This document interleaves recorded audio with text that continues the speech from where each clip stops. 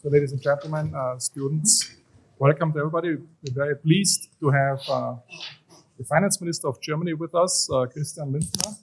Christian Lindner is also the chief and the leader of the FDP, the German Party for the Liberals, or the Free Democratic Party, an advocate for the free society. And I'm Markus K. I'm the director of the Bendheim Center for Finance and the professor in economics. And Mr. Lindner will talk about a liberalism for tomorrow, and will outline his vision. This is our liberal society, and our free society faces many challenges at the moment. It's under threat from many levels, at the local level and also at the global level.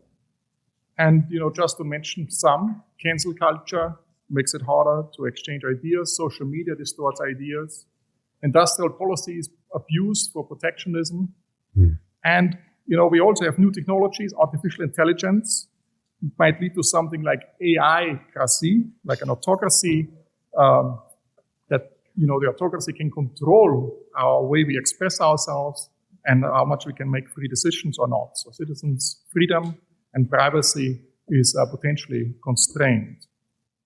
So I thought I also use AI. I use ChatGPT to find some fun facts about Mr. Lindner. And I can't vouch that it's actually correct, because ChatGPT has some hallucinations. But it told me that he's known for his love for fast cars. He owns a Porsche 911. Not sure whether that's true. But I double-checked that he's a proponent of classical liberal economic policies and often cites Friedrich Hayek. I double-checked that. That's correct, at least. So today, the minister just arrived from the IMF World Bank spring meetings, and he will bring us the newest take, what's going on in the global economy, in a global world order, and how we can make it more resilient in the presence of so many shocks our society is facing. And before that, 36-hour marathon negotiations in Berlin among the coalitions, so he, can handle without sleep. He doesn't need sleep to do these negotiations, and is surely on high demand. So we're very pleased, therefore, that he spent some time with us, and he came specially for us here to outline his vision about liberalism here in Princeton. And I'm very pleased for all the help from the center to organize it. Also, Bendheim Center co-funded this with the Ludwig-Erhard-Forum in Berlin. So thanks again for coming, and enjoy the feast, and we're looking forward for your presentation. Thank you. Thanks again.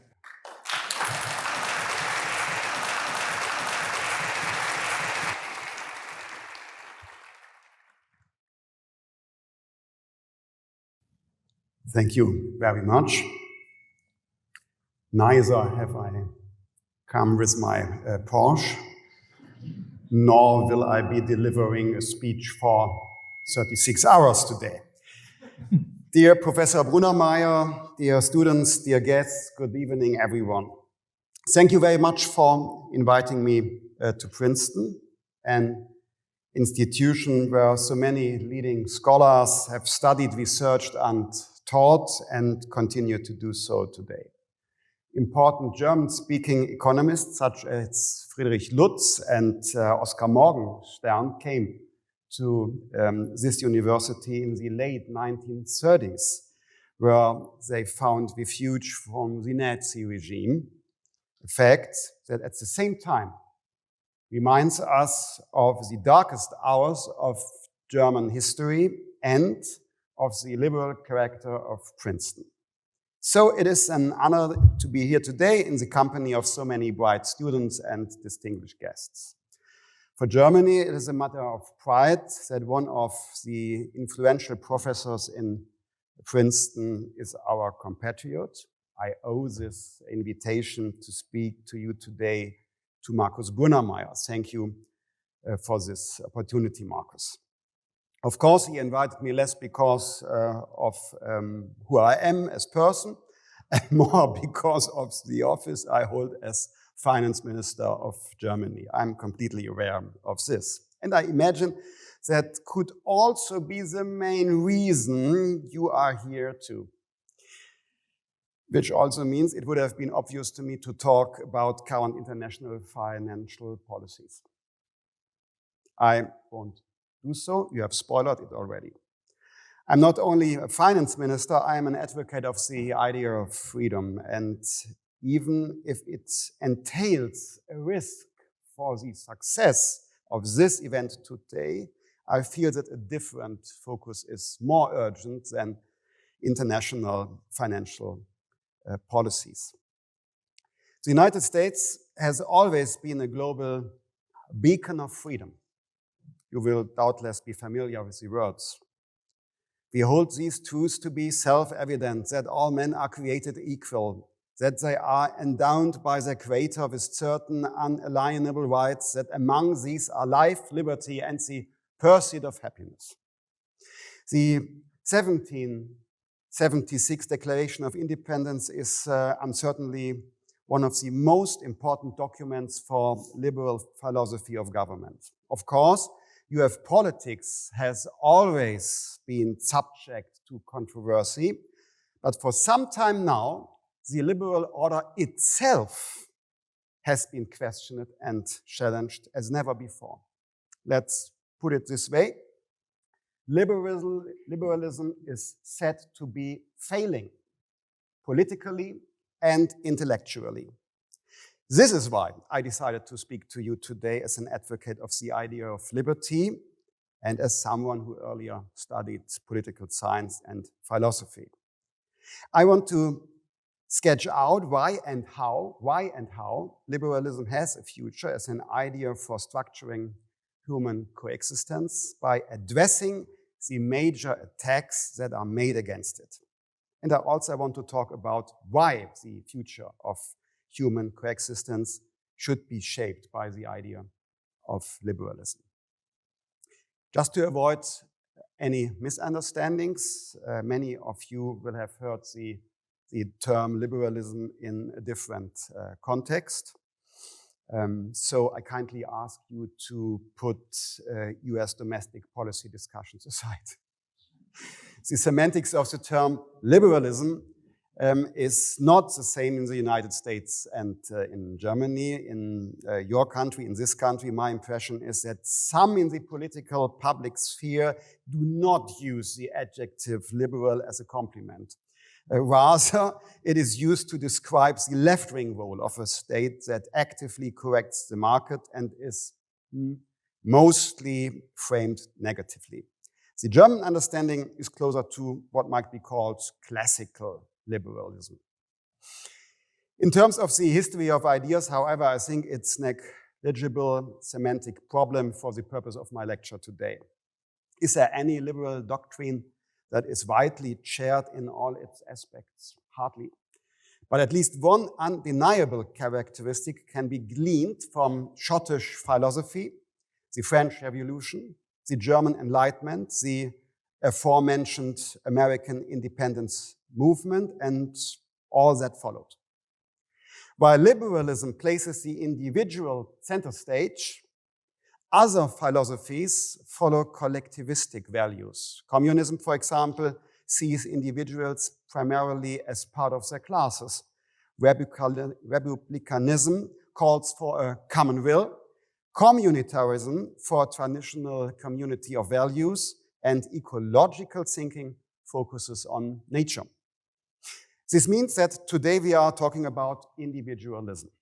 And from the notion of individualism, it follows that freedom is a necessary condition, because a life in dignity under the dictate of others would be unthinkable. Self-determination over our own lives, freedom of speech, and property are rights that are guaranteed for all individuals in the liberal order. Individuals have equal rights. Where they differ is what they make of their rights. This means a free society can therefore never be homogeneous. On the contrary, the idea of homogeneity would be an authoritarian one. It would take too much time here to present all attacks and the complete literature against liberalism. It's boundless, you can trust me. In brief, we can say that the left accuses liberalism of being responsible for exploitation, poverty and inequality. This is why it has an anti-democratic effect by virtue of the economic power it unleashes and natural resources it consumes.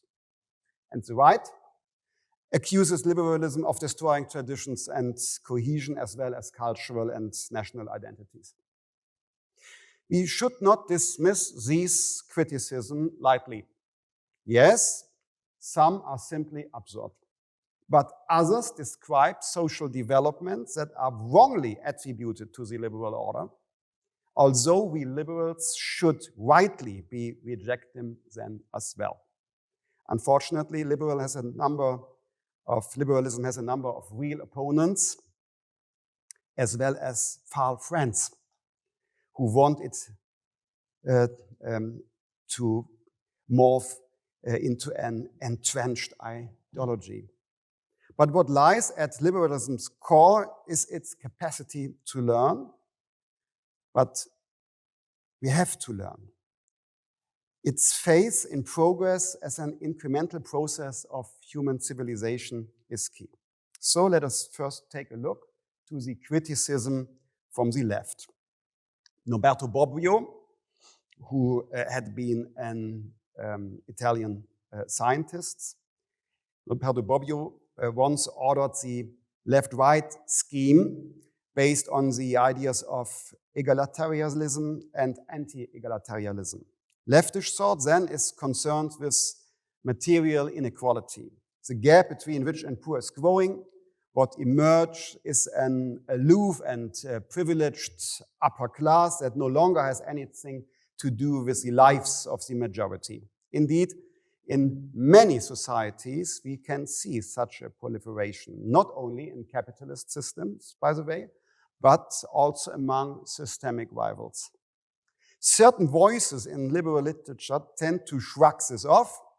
If you have a constitution that guarantees the freedom of contract and property, so they say, then you have to accept inequality.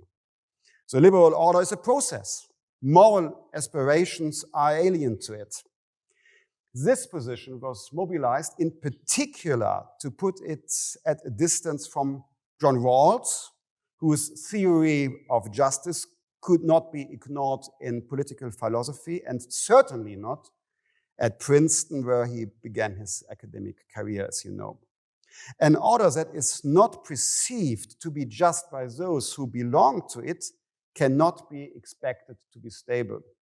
If political theory is not convincing in practice, people will reject it at the polls or vote with their feet. For Adam Smith, whom you certainly know, one of the founding fathers of liberalism, ethical sentiment played an important role at the level of the individual. He dedicated his first work to this. It was only later in The Wealth of Nations that he presented the work that, with the concept of the invisible hand of the market, laid foundations of economic theory. The inner connection between both books remains subject for the history of philosophy. In any case, political practice has provided the empirical evidence, and economics has long since distanced itself from the concept of the ruthless utility maximizer. Two aspects of Rawls' theory of justice are important for my considerations today. First, his emphasis on equality of opportunity. In my words, social positions are assigned according to merit and not origin. And second, the principle of difference, which accepts inequality, again in my words, when the dynamics of the order produces so much wealth that even the weakest member of society will still benefit from it. In other words, nothing is gained if everyone is equal, but everyone is desperately poor. What do you think? My impression is, by these standards, liberals still have a lot of work to do. Equality of opportunity has not been achieved. In Germany, for example, your family background is an important determinant for your path in life. By contrast, it would be fair if differences in intelligence, diligence, and willingness to take risks were the factors that determined a person's place in society, rather than, as Rawls said, the natural lottery of birth. I am convinced that access to education is the essential resource in this regard, and we need to invest more in cases where people are particularly disadvantaged from the outset because of their background. Because education improves social mobility. This is where state intervention has to focus on, so that the differences that arise later as a result of life choices are generally perceived as fair. I would like to take this opportunity to welcome Stefan Kolev, not least because I think his biography provides us with a useful illustration of what it means not to capitulate to the lottery of life. I've known Stefan for quite a long time. We are from the same generation, but we grew up in different worlds. He was born in Bulgaria under the communist regime. Today, he is a professor in Germany. He is also the academic director of the Ludwig-Erhard-Forum for Economy and Society in Berlin. And last semester, he was here at Princeton as a visiting fellow in the Department of Politics. Dear audience, looking at Rawls' second principle, the current situation of the weakest members of society, it indicates that many liberal orders around the world are failing to live up to this aspiration. The great German liberal social scientist and politician Ralph Dahrendorf once demanded that no ceiling should be set for individuals, but that all should stand on the same floor. I'm convinced that such a footing includes, for example, access to health, protection in cases of personal misfortune, and the guarantee of a material subsistence level that enables people to participate in society. This requires the state to provide this social balance where the market does not. A liberal state also levies taxes, the revenue from which must be paid by the stronger members of society according to their ability to pay. In fact, in my opinion, it is only fair that the high performers also contribute a higher percentage of their income. Their success is based on stable conditions, opportunities for cooperation, and a civilization they were born into, and not the one that they have individually created. This limits the material differences resulting from the market process to a socially acceptable level. I fear I have to add something, since there are German journalists present who can probably hardly believe their ears when I express this conviction. I must add, for their benefit, in Germany, the level of social balance is more than adequate. Many positions on the left also confuse liberalism with a laissez-faire or anything goes philosophy. The Chicago boys are associated with an image of so-called neoliberalism that accepts unlimited greed if it's pursed in conformity with the free market. There's no question that such positions exist, but this is a misunderstanding. Real liberalism is not a pro-business ideology, but a pro-market conviction. In 1932, Alexander Rüstow spoke of a new liberalism in contrast to what I will call Stone Age liberalism for short. And this new liberalism was in favor of a state that regulates the market through rules. More precisely, he called for a strong state, quote him, he called for a strong state that stands above the groups, above the interested parties, a state that breaks free from its entanglement with economic interests. I have no doubt that the historic audience at that time witnessed the birth of what we can now refer to the German school of liberalism, named Ordo Liberalism, coming from the word order. Only a few months ago, the Chicago economist, quote him here, Luigi Zingales called for return to the spirit of this German liberalism, especially to its plea for general rules as a challenge to the quest on the part of some individuals for even more privilege in business and society. We need this form of reflection because freedom is threatened, for example, by the concentration of economic power, where platform businesses partly determine the success of others in an autocratic manner, and to which the state needs to respond by enforcing rules. He should have the role of a referee, not a player.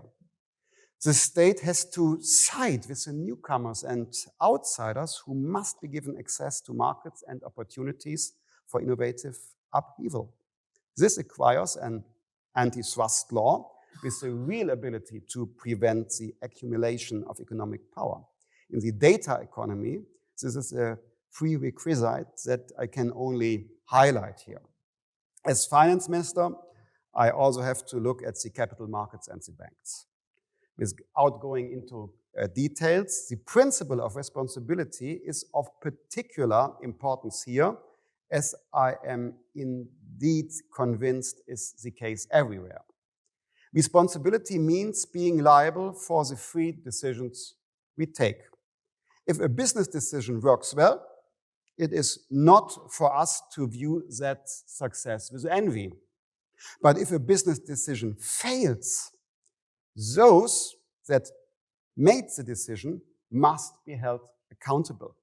The principle of the greatest possible level of individual liability for decisions is not only an ethical imperative, it serves as a natural restraint on risk that would endanger the system as a whole if they were to occur. In the capital markets, we have for too long accepted a situation where profits were privatized and losses were passed on to the general public, in other words, to you, me, to us. Now, let's look at the criticism from the right. Liberal individualism is blamed for destroying communities and traditional institutions such as the family. You don't have to go back to Pope Pius IX, who condemned liberalism as an aberration as early as 1864. You will find plenty of literature voices from our time. Emancipation, to use the Latin root, means to free people from the hand of others. The village of earlier eras, which formed a tight-knit community, but also confined people to a social role almost from birth, may evoke romantic feelings in some. But it was a hard enclosure that set narrow limits on self-determination. Emancipation and liberal society, on the other hand, have opened a horizon for many to live out their own needs. Nevertheless, it is not human nature to spend our lives like Robinson Crusoe. It's not about isolation as liberal atoms floating without ties. Rather, we need to create conditions that make self-selected communities possible. The basis for this are commonly accepted values of living together, especially respect for the life plans of others, and new social institutions to allow new and reliable boundaries.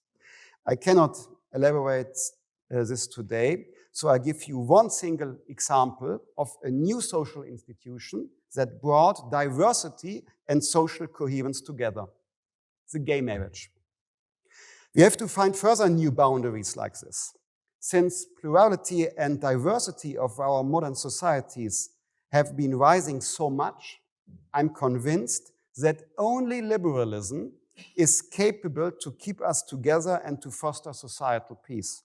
Ideas that try to restore the orders of the past would provoke severe social conflicts and cleavages. But we need to be vigilant. Some transform the idea of liberal individualism into a form of identity politics. And people identify themselves more as part of a group than as an individual. They underestimate the unique character of every biography. And naturally, we must forcefully oppose, for example, racism and other discrimination. But we must not allow restrictions on our fundamental rights to express our opinions and thoughts. The Free Speech Initiative by the James Madison Program here at Princeton is an important instrument to promote freedom of thought and free expression.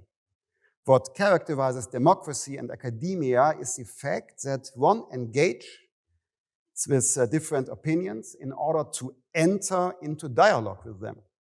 Universities in particular are places that protect opinions. They do not protect people against opinions.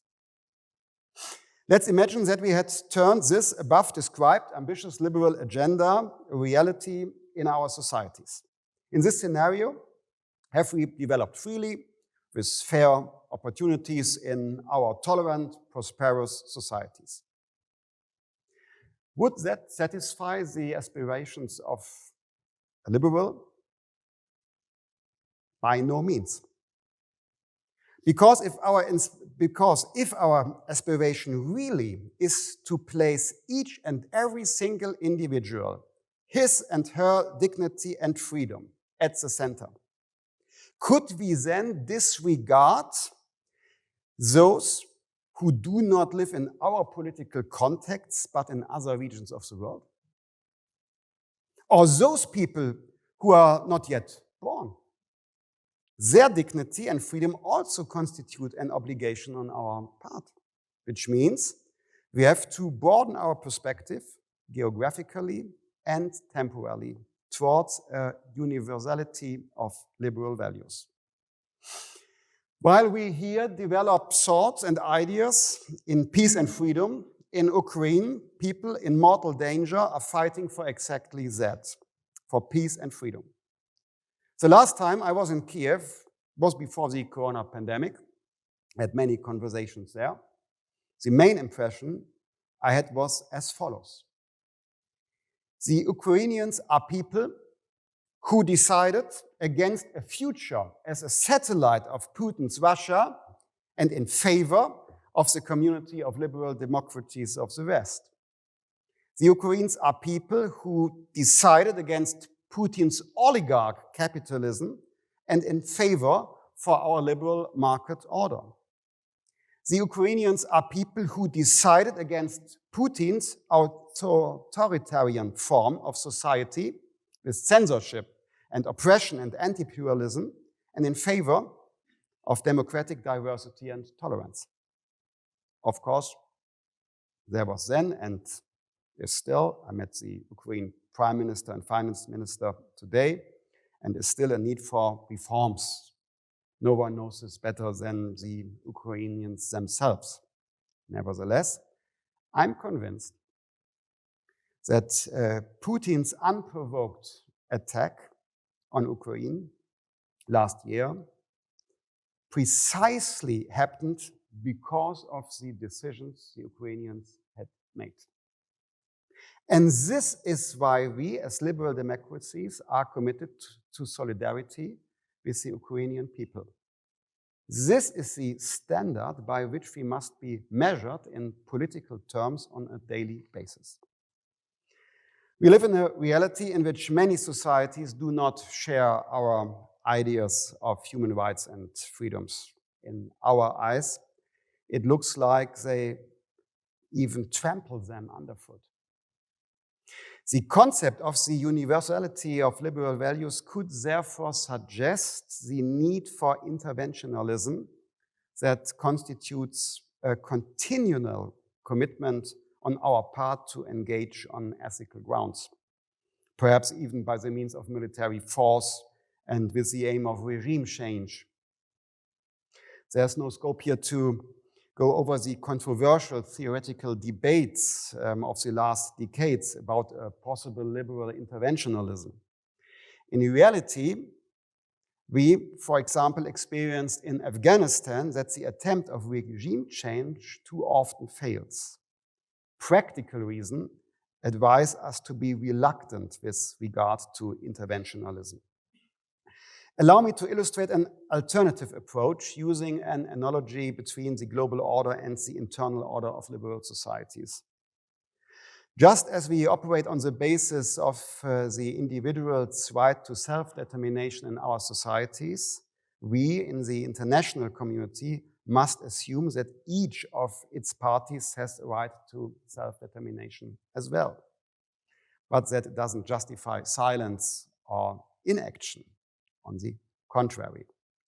The idea of international law, liberal world order, common institutions, mutual agreements and connections grows out of the principle of self-determination of people. Regardless of any one people's power and size, all have the same rights and dignity. In this context, I recall a joke made by a former Prime Minister of Luxembourg who met the head of state of China.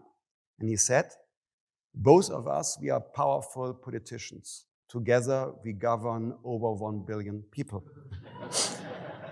Of course, it were just 640,000 inhabitants of Luxembourg in this 1 billion, but you got the point. No rules over any other.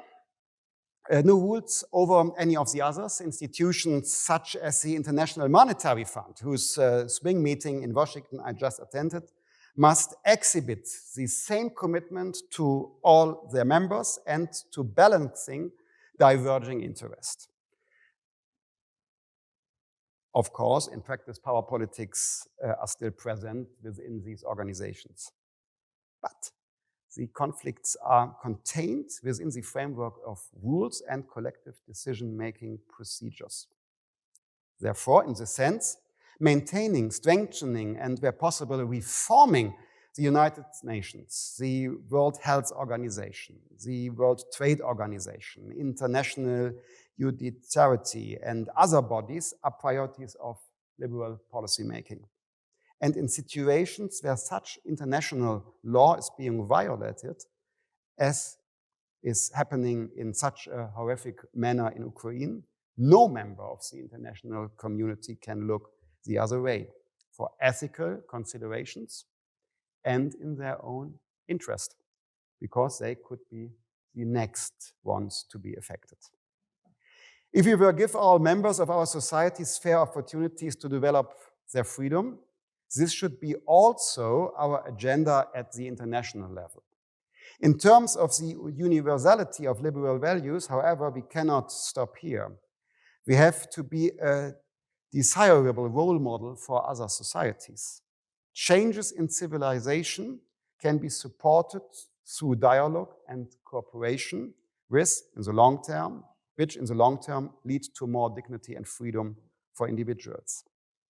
On the world stage, there are major differences in terms of economic development. Wealth is extremely unequally distributed. We should all be concerned about that.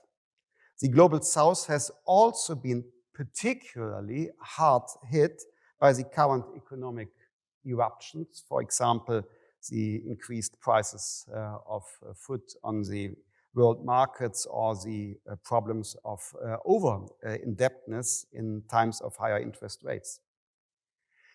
On the other hand, this currently requires our support, as in the case of restructuring of high national debt. On the one hand, this requires our support, as in the case of restructuring of too high national debt. On the other hand, now, to achieve better long-term prospect, it is not support and solidarity that are needed, but cooperation. Globalization is often identified by the political left in particular as the cause of poverty. The narrative is that others are being exploited to ensure our prosperity. In fact, the global division of labor has already improved the living conditions of hundreds of millions of people around the world in recent decades. So our choice is not to reject globalization, but to work towards a more mature kind of globalization. I'm convinced that a reciprocal globalization model opens up sustainable opportunities for development. This model utilizes the division of labor in a way that we can not only support our goods and services to others, but in a way that we also open our markets to the products and services from other markets in return. And by creating the framework conditions that allow our companies can invest and create jobs in these other markets. Deglobalization and a reduction in the worldwide division of labor in terms of fragmentation would not create any new opportunities in life for individuals.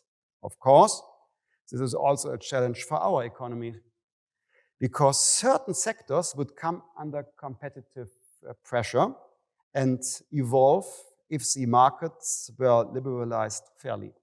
I'm thinking, for example, of the agricultural sector, which often makes a strong case for its interests.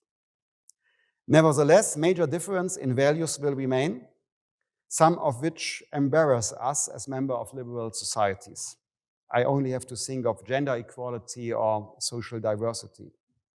If practical reason also leads us to reject interventionalism from outside that seeks regime change, that does not mean that we have to remain silent. The method of choice is to engage in dialogue, absolute precisely these values, with challenging interlocutors. And to do so at every opportunity. Liberal voices within these societies need our attention and support to bring about change in civilization from within. That requires staying power. But we have to prove we have it. Despite having free trade, we must not allow free values to be disregarded. In order to avoid being misunderstood, I must add that the acceptance of different social systems in the world community finds its limits where genocide, for example, is systematically carried out in a state, as was once the case in Rwanda. This is where the entire global community's responsibility to protect comes into play and justifies the need for intervention on the basis of the international law. It is not only in terms of geography that the responsibility of the liberal extends beyond his or own sphere. The responsibility also extends in terms of time, because our descendants should have the same dignity and freedom as we do. We need to think about their rights today. So liberalism has an intertemporal responsibility. In the German forestry industry, the idea of sustainability was developed centuries ago.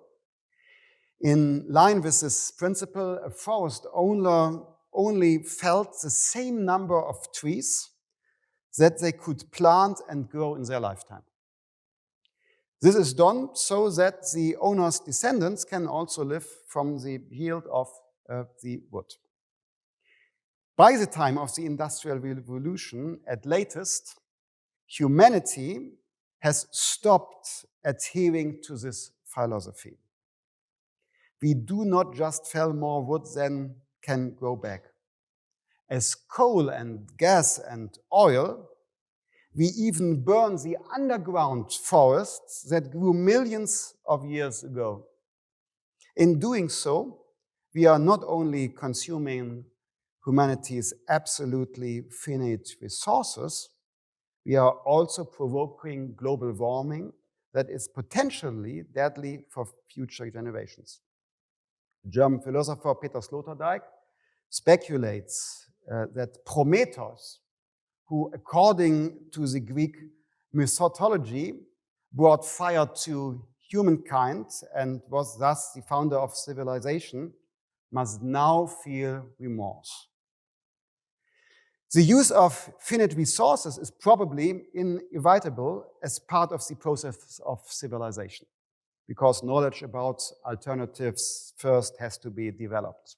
However, their use is only sustainable if, in the course of progress, technological innovations are being produced at the same time and which later make others and equivalent forms of living and economic activity possible. This applies not only across time, but also within the world community. The developed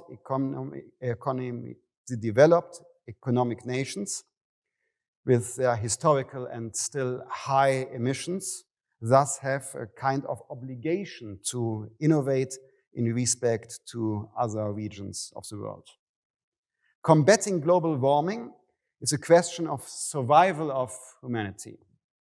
It will require far-reaching changes in our way of life. I'm convinced that technological progress in the field of decarbonization will allow us to do so without sacrificing freedom and prosperity. In Germany, for example, we have set ourselves the task of switching our energy supply largely to renewable energies such as solar or wind, which are therefore called freedom energies. Freedom energies in two senses, because they make us independent from gas imports from Russia and protect the interests of further generations, future generations. The transformation of the economy and society provokes conflicts. Jobs could be lost in certain sectors. Companies still want to continue to make profits with fossil technologies. And the purchase of new technologies, new cars or heating systems, a current debate in Germany, puts a burden on private households. With noble motives, climate activists nevertheless advocate massive restrictions on freedom and the need for restraint. This approach not only endangers support for measures that are necessary to protect the climate, this approach also carries with it the risk of a change of our liberal society. The German social scientist Ulrich Beck stated a few years ago that his friends from the environmental and climate movement possess a fatal proximity to authoritarian Chinese state capitalism, a sympathy for control from above. And I think he is recognized more or less a left-wing social scientist. More recently, we heard calls for democratically elected parliaments to be supplemented or even replaced by councils determined by the drawing of lots to make decisions after consultation and facilitated by experts. What sounds like friendly deliberation is in fact the replacement of democratic representation based on the participation of each individual through the subtle exertion of influence and the possible distortion of majority voting. Liberals must offer alternatives. Combating climate change and protecting the environment are liberal concerns, but at the same time, the path must be compatible with liberal values. Two things follow from this. If we weren't ambitious about climate protection today, as the German Constitutional Court argued some time ago, the pressure to adapt would be unbearable for our descendants. Global warming and the consequences of global warming mean that in order to ensure survival, even greater restrictions on freedom would become inevitable later on. However, contrary to what is sometimes said in the political debate in Germany, it does not follow that we have to accept massive restrictions on freedom ad hoc in the present. Rather, it is about an intertemporally fair distribution of change. I'm convinced that technological change, which is already demonstrating exponential progress, will facilitate a balance because we are laying the foundation for innovation today. We present people with the prospect of affordable alternatives for their free life choices. In doing so, we simultaneously secure the democratic majority's support for climate protection measures. What is needed then is to put the adaptation in a long-term perspective. To achieve the adaptation, and this is the second liberal position, we must mobilize knowledge. This would be the place to quote Hayek. The competition of ideas that exist in the market economy is the most effective instrument for producing superior and efficient solutions, as you know. If the emission of CO2 becomes a scarce commodity through issuing certificates, its price will be increasing. There is thus a direct incentive to make economic decisions and find technological solutions to reduce CO2 emissions and ultimately avoid them altogether. This means policymakers do not need to get involved in the choice of technology, but can restrict themselves to defining targets. The European Union has embarked on this path with the trading of such emission rights. Now, all it would not to do is trust the instrument already chosen, which is still only partially the case. Ladies and gentlemen, I have attempted to describe the contours of liberalism in keeping with the times. It is a frame of thinking that has a future if it takes the arguments of its opponents seriously, but without giving in to them at the same time. In the end, however, the core remains, namely the commitment to the dignity and freedom of the individual. I hope I have at least succeeded in making it clear that the starting point of individualist liberalism is nevertheless not I, but you. The ethical quality lies in the fact that we grant others the same rights that we grant ourselves. When asked what is at issue, the liberal will answer, you. Your right to be happy in the here and now. Your opportunity to take your life into your own hands. This is the way. Thank you very much.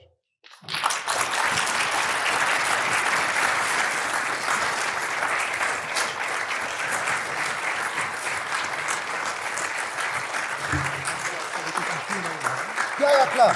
Thank you very much.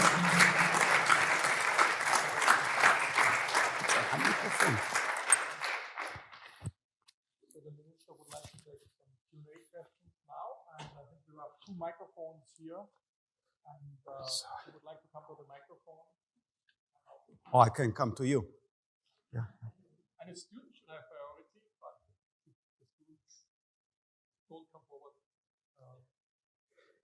And of course, as I know here are some senior scientists and economists, of course you may ask questions about international financial institutions and policies.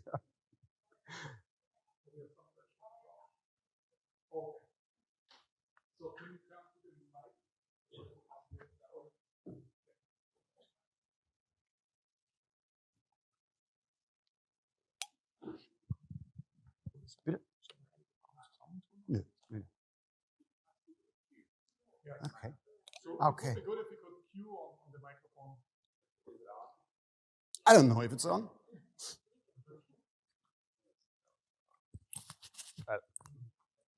Use this. All right. So my question is, given the high inflation and cost associated with supporting Ukraine and investing in weapons for them, defeating Russia in the end, should the urgency of investments into renewable energy in the European Union change? Should we give more investments into combating inflation and costs associated with supporting Ukraine, or should the investments and the goals that the EU has in terms of renewable energy stay the same? Thank you. Yeah.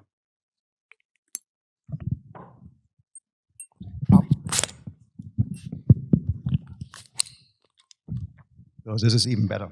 So thank you very much for your question. The ambition to mitigate climate change within the European Union mustn't be reduced. For me, a climate-neutral economy could be an economic advantage. If we develop the innovative technologies for climate neutrality, it does not only reduce the level of emission within the European Union, it could be interesting for other regions of the world as well. So we have to organize growth through green and digital transition. Second remark, at the moment, the priority is fighting inflation. We need price stability. There is a connection, as you know, between price stability and financial stability. So this is key for policymakers. We mustn't intervene monetary policies of the central banks by spending public sector money, by making further debt on an already high level. So we have to cut costs, and we have to return to a path of deficit reduction and reduction of debt to GDP ratio. What is not too easy, I can tell you. Finance ministers are the loneliest members of the cabinet. Yeah? And I once made a joke that if finance ministers come together, it's partly therapy.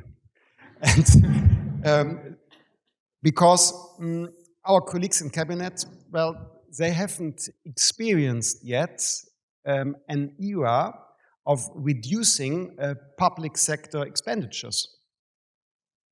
Most of them came into office just before the pandemic, in an economic situation of historical low interest rates. For example, my predecessor spent 4 billion euros on servicing past debt. I have now to service debt of the past with 40 billion euros a year. And this changed over only 2 years. So they have never experienced something like this. And during the pandemic, okay, so anything goes. No problem. And third remark, we have to stay shoulder to shoulder to Ukraine in this crucial moment. I'm convinced, as I said, they do not only defend themselves, they defend the international rule-based order, the idea of liberty, us as well. And so we mustn't allow Putin to win this war. We managed to bring the fund, the International Monetary Fund, and other international financial institutions to help Ukraine with certain financial instruments. And this is why I'm convinced that Ukraine will be durable and they will be capable of winning this horrible war. Okay, I make just choice, okay? Now you. Yeah, okay. We have to be diverse. One with tie and one without tie. Male, female. Yeah? No, please. Thank you very much, Minister. I wish I were a student, but thanks for giving me the mic. My name is Federico Fabbrini. I'm a visiting professor here at Princeton and a professor of EU law in Dublin.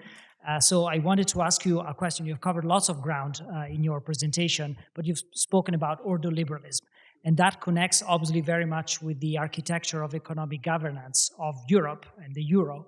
And so the question I wanted to ask you is, of course, economic and monetary union in Europe has changed profoundly in the last 2-3 years in response to the pandemic with the creation of Next Generation EU, which have arguably changed the paradigm.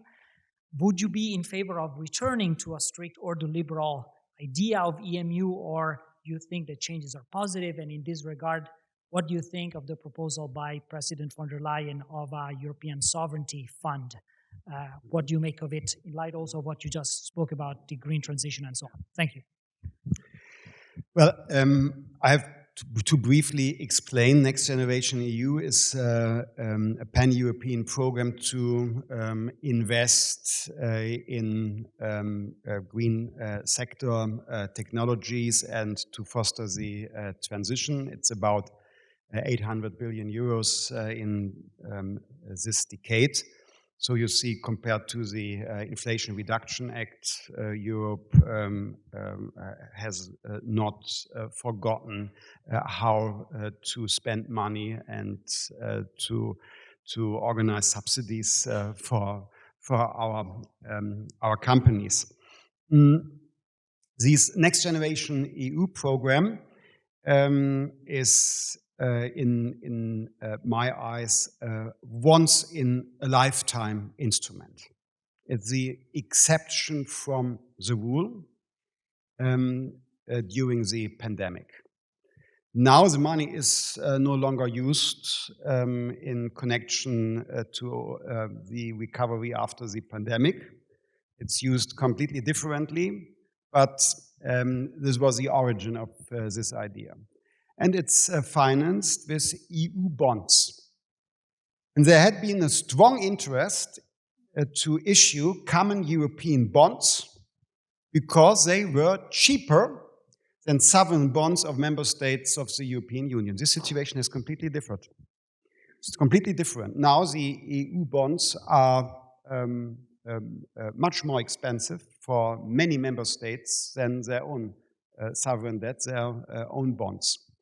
And I have to be very careful as finance ministers so that I quote media, voices in media, which are concerned if it will be possible to issue all necessary bonds to finance Next Generation EU.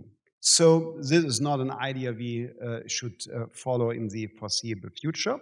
As I said before, accountability and responsibility are necessary for stability. If everyone thinks he or she can live on behalf of others, this won't be a stable situation. And so every member state of the European Union should stay responsible for their public budget. And furthermore, I'm convinced every member state of the European Union should be responsible for its economic development and the situation of the private financial sector. This stabilizes stability by accountability.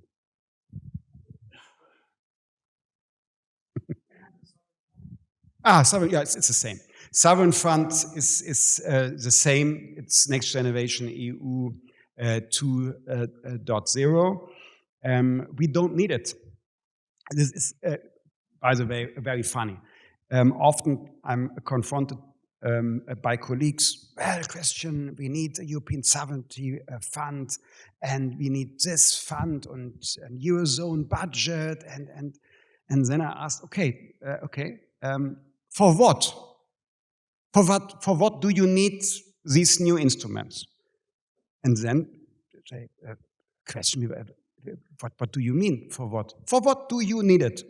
For what do you need further European money? And you know what?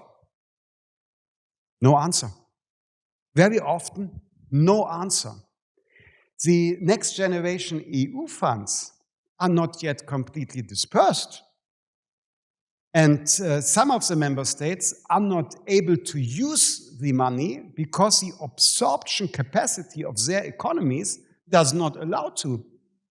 Because of lacks in the labor market or too long permitting procedures and so on. So the absorption capacity is lower than the accessible European money.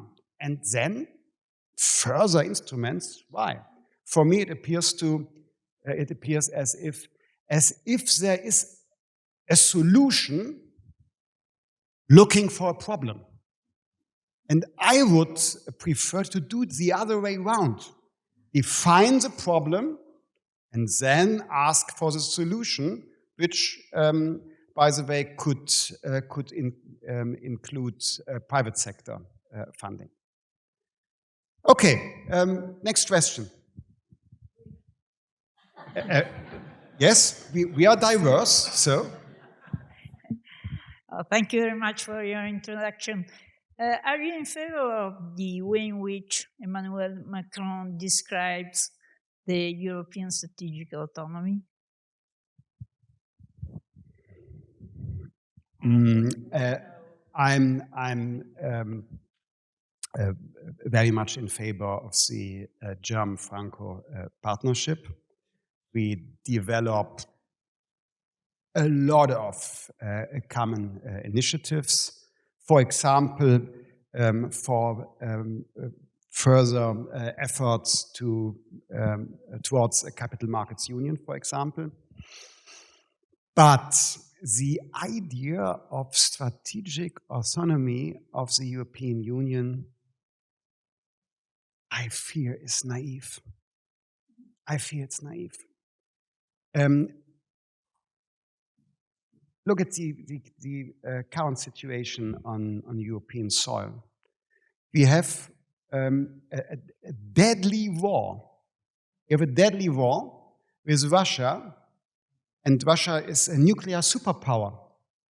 And security on European soil without the strategic nuclear potential of the United States, at least, is unthinkable for me. It's not a realistic perspective. We need to be stronger. We need to be less dependent on certain supply chains. We have to be self-confident towards the US administration and the Congress. But I've no doubt we need a very, very, very close cooperation to the United States. For me, United States and European Union are partners in values and should be as well partners in trade. And the idea of strategic autonomy or sovereignty, it is, well, a quote of Charles de Gaulle in my eyes. But even Charles de Gaulle, those days, denied to secure whole Europe with the nuclear potential of France. So don't misunderstand me.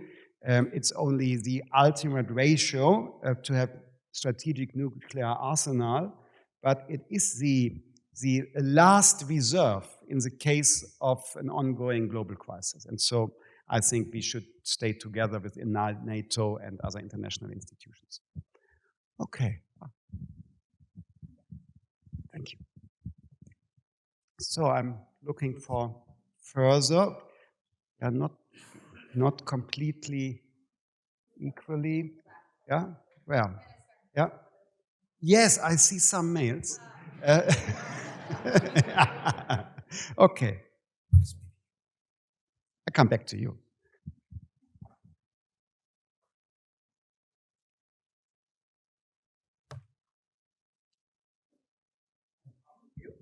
Yes. Thank you. My question is more general, and I don't know that it is even possible to answer it. But you mentioned how it's important to have dialogue when one seriously listens to the other side without giving up one's own values. And so I get that. And you also mentioned to the first person with this question how having climate neutrality is actually an economic advantage. So it seems like especially intelligent democracies would also see that and aim for that and race for that.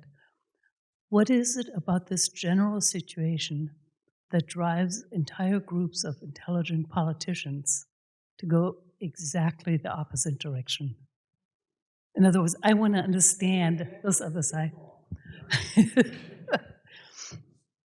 I mean, to hold on and maybe even drive up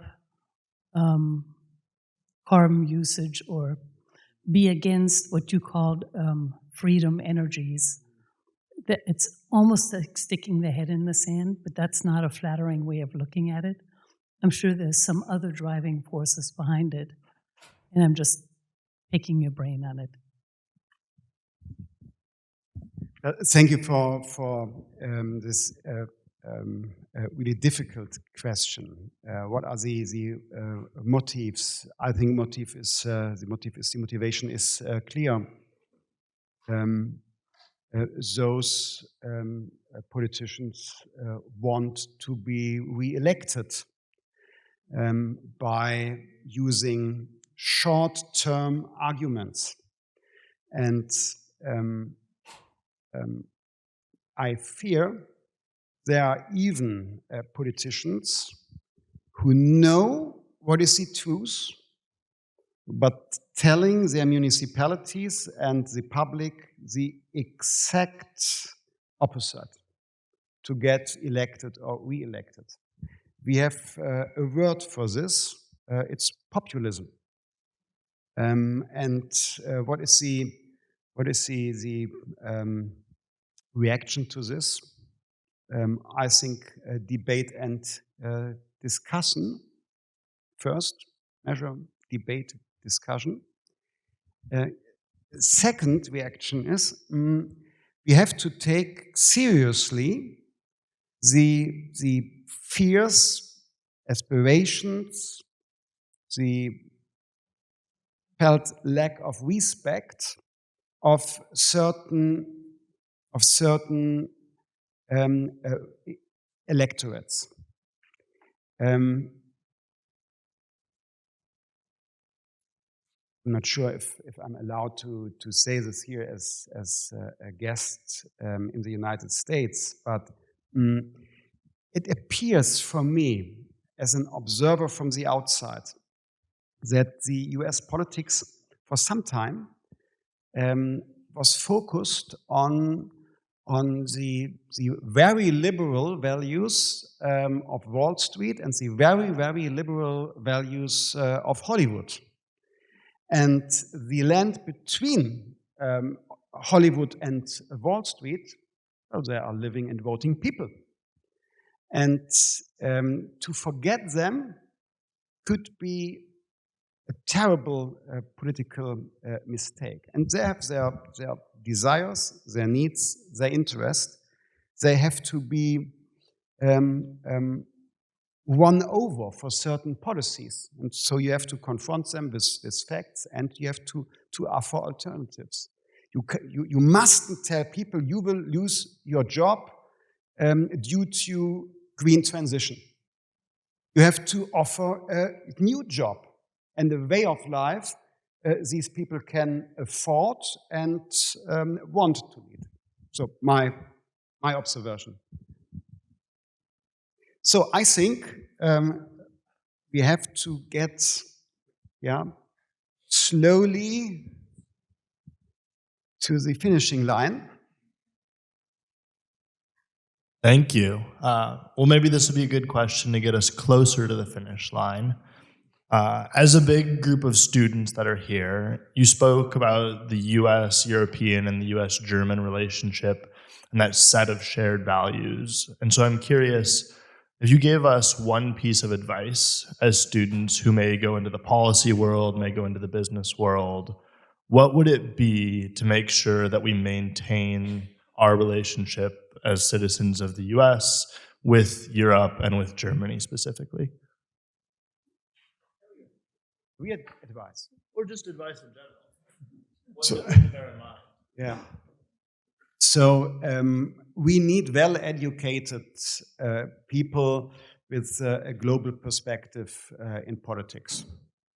But my advice is not to start a career in politics.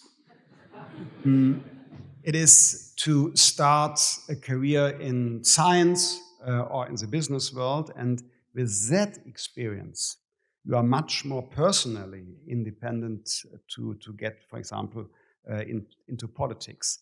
And you can enrich political debates with additional perspectives which are not only focused on gaining voter success, but changing policies. So, thank you all very much. Good evening.